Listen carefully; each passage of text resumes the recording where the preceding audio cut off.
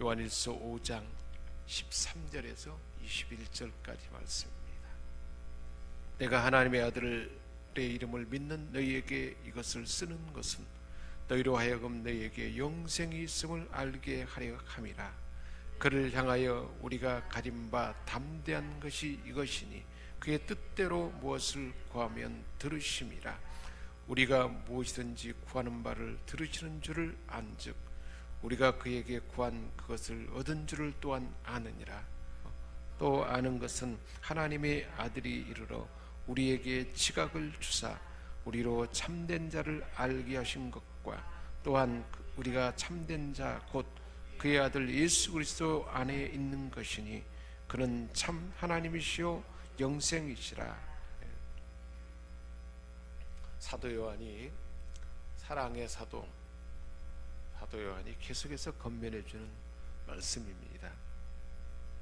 하나님의 아들의 이름을 믿는 모든 하나님의 자녀들에게는 하나님의 아들 예수 그리스도를 영접하고 믿는 자는 그 안에 하나님의 아들 예수 그리스도께서 성령으로 그 안에 계시기 때문에 예수님이 지각을 주셔서 모든 것을 깨달아 알 수 있는 지각을 주셔서 사랑할 수 있기도 되고 하시고, 말씀을 통해서 하나님과 우리는 말을 통해서 대화가 되잖아요. 사귐이 있게 한다는 거예요. 더 사귀면 사귈수록, 하나님과 사귀면 사귈수록 하나님과 친밀함이 더 깊어지고, 말씀을 통한 사귐, 서로 대화를 통해서 사귀잖아요. 모세도 백성들을 위해서 중보도 기도도 했고 늘 하나님과 대면하여 이야기하는 자다 그랬잖아요. 그러니까 늘 우리가 얼마나 하나님과 대면하여 가까이 이야기하는가. 어떻게 대면하여 이야기할 수 있을까요? 하나님 말씀을, 성경을 읽으면서 들을 때 그 말씀을 묵상하는 가운데 우리는 하나님께 내가 원하는 바를 알릴 수도 있고, 말씀을 통해서 하나님이 들려주신 그 말을 듣고 또 내가 반응해서 대화할 수 있잖아요. 이게 말씀 묵상하는 원리입니다. 하나님 말씀을 내가 읽고자 하는 것을 두세 줄을 정해서 그 말씀을 반복해서 읽고 또 읽고, 그 말씀 가운데 하나님 나에게 건네주는 말씀을 듣고, 또 내가 더 깊이 알고 싶어하는 거나 내가 원하는 바를 하나님 앞에 그 말씀 가운데 내가 말할 수 있고, 그러면 그렇게 대화하는 가운데 하나님의 뜻하는 바를 알 수 있고, 하나님의 마음을 알 수 있고, 또 하나님을 알 수 있는 사귐 중에 또 한 가지는 기도입니다. 그래서 오늘 14절에 말씀하고 있어요. 하나님을 향하여 우리가 가진 바 담대한 것이 있는데 그의 뜻, 하나님의 뜻대로 무엇을 구하면, 우리가 하나님의 뜻대로 구하면 하나님이 들어주신다는 거예요. 하나님이 들어준다는 것은 하나님은 능치 못할 일이 없잖아요. 다 가능한 거죠. 어떻게 할 때요? 하나님의 뜻대로 구하면. 하나님의 뜻을 어떻게 알 수 있나? 말씀을 들으면서, 말씀을 묵상하면서 말씀 가운데 하나님의 뜻을 알 수 있잖아요.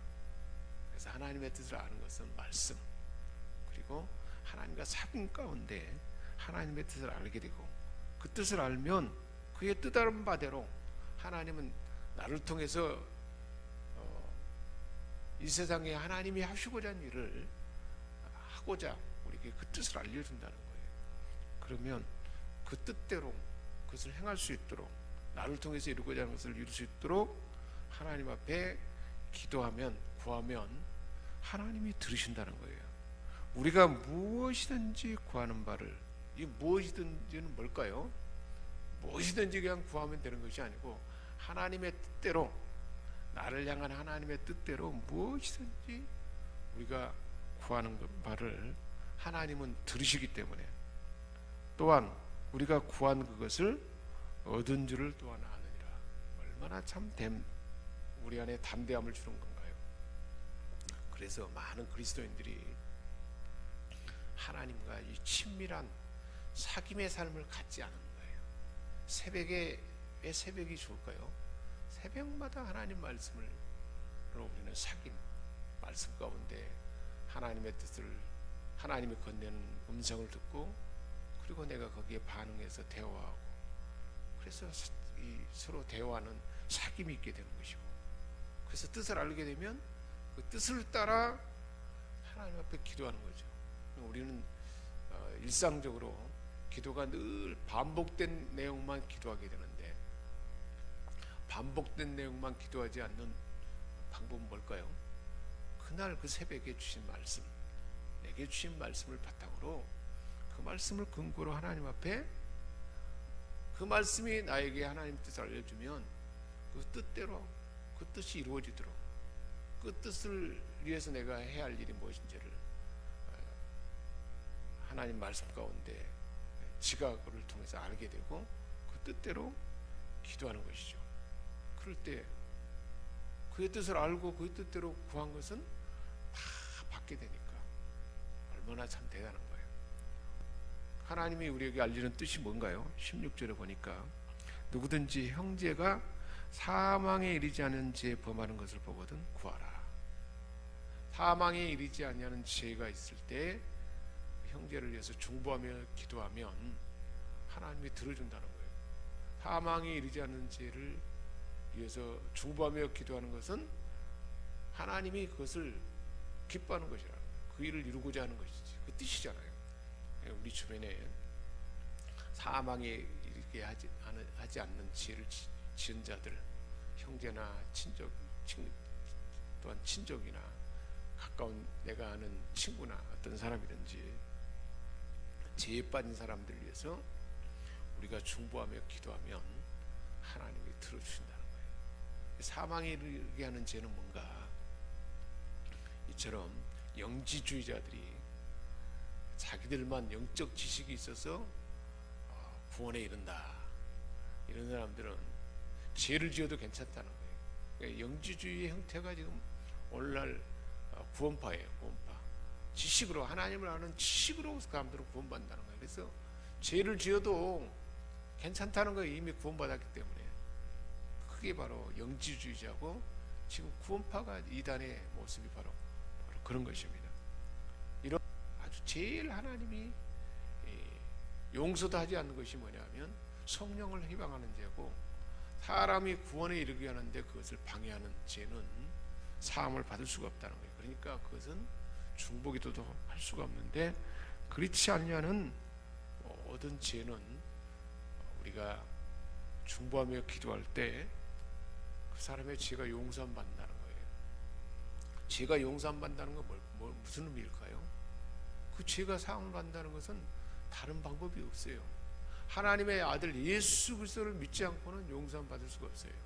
근본적으로 의미는 우리가 그를 위해서 중보하며 기도하면 그가 범한 죄도 용서받을 수 있지만, 결국은 하나님의 아들 죄 용서받고 하나님의 아들 예수 그리스도를 믿는 믿음 안에 들어올 수 있다는 것을 오늘 말씀 우리에게 들려주고 있습니다.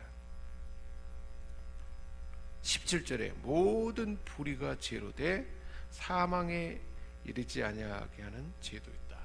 사망에 이르지 않은 죄를 위해서 중보하며 기도할 때 들어주신다. 18절에 하나님께로부터 난 자는 다 범죄하지 아니하는 줄을 우리가 아노라. 하나님께로 난 자가 누굴까요?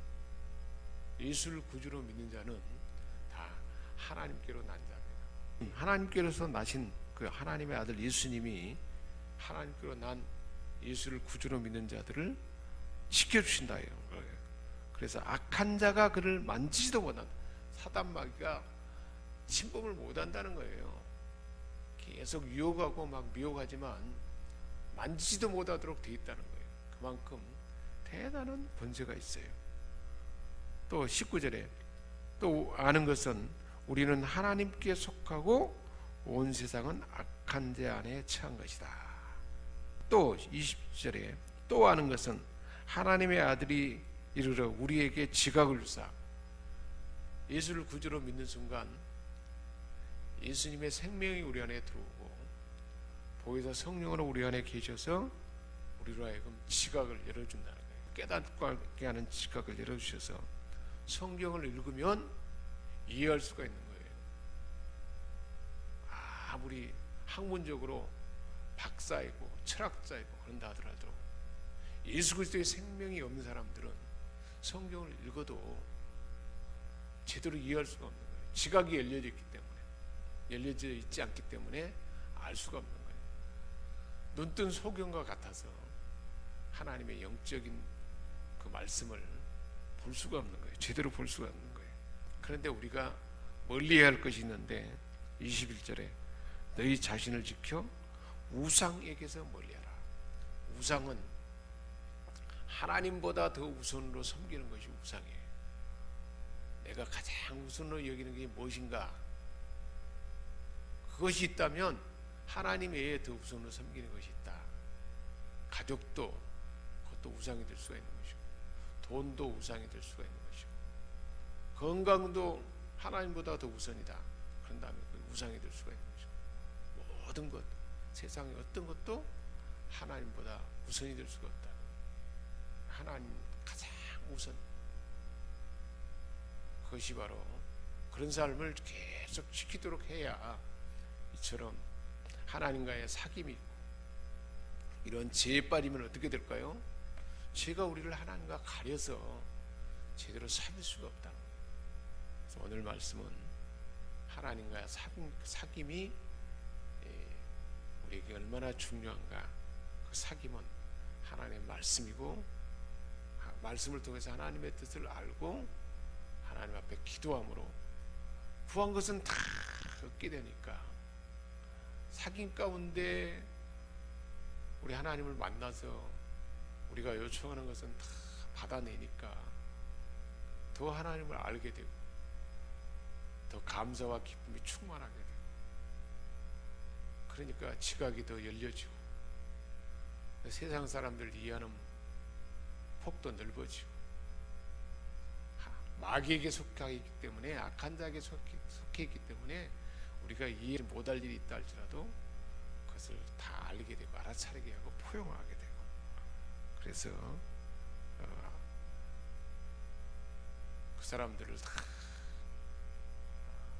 받아줄 수 있고 하나님의 뜻을 알려줄 수도 있고 중보하며 기도할 수도 있고, 아무리 그런 사람들이 선하게 살고 참되게 사는 나를 해치려 해도 악한 자가 만지지 못하도록 우리 하나님이 지켜주기 때문에 보존도 될 수 있다는 거예요. 오늘 이러한 여러 가지 실제적인 사실을 사도 요한이 우리에게 들려주고 있는 것입니다. 우리가 얼마나 복된 존재인지, 이 복된 삶을 더 깊어지게 하고 풍성하도록 하려면 하나님과 사귐을 유지하라. 그 사귐은 말씀과 기도다. 그리고 하나님 뜻대로 구하는 것이 기도다. 뜻은 말씀을 통해서 온다 하는 사실들을 우리에게 이렇게 들려주고 있습니다. 이런 복된 삶을 살도록 오늘도 우리에게 이 말씀을 주신 줄 믿습니다. 기도하겠습니다. 하나님 아버지, 하나님의 아들을 믿는 우리에게는 영생이 있고 우리 안에 그 주님이 계시고 영으로 계시기에 지각을 열어서 하나님의 뜻을 알게 하고 그 뜻을 따라서 기도할 때 다 응답받음으로 사귐이 더 깊어지고 은혜가 풍성해지고 기쁨과 감사가 충만하여서 세상 사람들을 다 포용하고 받아줄 수 있는, 그래서 중보하며 기도하고 하나님의 풍성함을 나타낸 자들로 우리를 그런 복된 자로 삼아주심을 감사드립니다. 이런 사귐이 더 깊어지는 우리 모두가 다 되게 하여 주옵소서. 우리 주 예수 그리스도의 이름으로 기도합니다. 아멘.